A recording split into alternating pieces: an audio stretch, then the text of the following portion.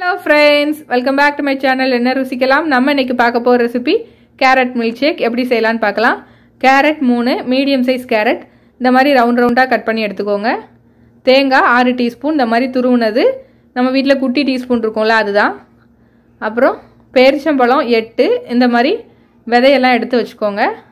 பாதாம் 4, அக்ரூட் பருப்பு அதாவது வால்நட் 2, கேஷ்யூஸ் 4, கேஷ்யூஸ்னா முந்திரி பருப்பு, பால் 1 கப் கிட்டத்தட்ட 150 ml, கருப்பட்டி 2 டேபிள் ஸ்பூன். உங்கள்கிட்ட கருப்பட்டி இல்லைன்னா வெல்லமும் எடுத்துக்கலாம். ஒரு மிக்சி ஜாரில் கேரட்டு, பாதாம், முந்திரி, வால்நட், தேங்காய் எல்லாத்தையும் போட்டு நல்லா ஃபஸ்ட்டு அரைச்சி எடுத்துக்கோங்க. அதுக்கப்புறம் நம்ம கருப்பட்டியும் பாலும் சேர்த்துக்கலாம். இதையும் நல்லா மையாக அரைச்சி எடுத்துகிட்டு வந்துடுங்க. பாருங்கள் நல்லா மையாக அரைச்சாச்சு. இப்போ நம்ம ஃபில்டர் பண்ணிடலாம்.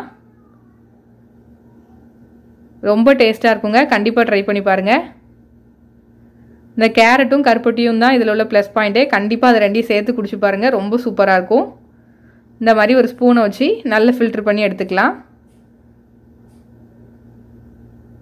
இது ஒரு நல்ல வெயிட் கெய்னிங் ஜூஸ் கூட. கண்டிப்பாக அந்த மில்க் ஷேக்கை உங்கள் வீட்டு குழந்தைங்களுக்கெல்லாம் செஞ்சு கொடுங்க.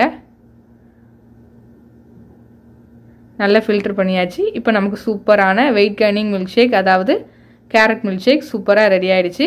இதை கொஞ்சம் நேரம் நீங்கள் ஃப்ரிட்ஜில் வச்சு குடிச்சிங்கன்னா ரொம்ப சூப்பராக இருக்கும். கண்டிப்பாக ட்ரை பண்ணி பாருங்கள். இந்த ரெசிபி உங்களுக்கு பிடிச்சிருந்துச்சுன்னா லைக் பண்ணுங்கள், ஷேர் பண்ணுங்கள், கமெண்ட் பண்ணுங்கள். மறக்காமல் நம்ம என்ன ருசிக்கலாம் சேனலுக்கு சப்ஸ்கிரைப் பண்ணாதவங்க சப்ஸ்கிரைப் பண்ணி பக்கத்தில் உள்ள பெல் ஐக்கான் கிளிக் பண்ணி ஆளுங்கிற பட்டனை கிளிக் பண்ணிக்கோங்க. அப்போ தான் நம்மளோட ஃபியூச்சர் ரெசிபிஸ்லாம் உங்கள் நோட்டிஃபிகேஷன் லிங்க்கில் வரும். Thank you friends.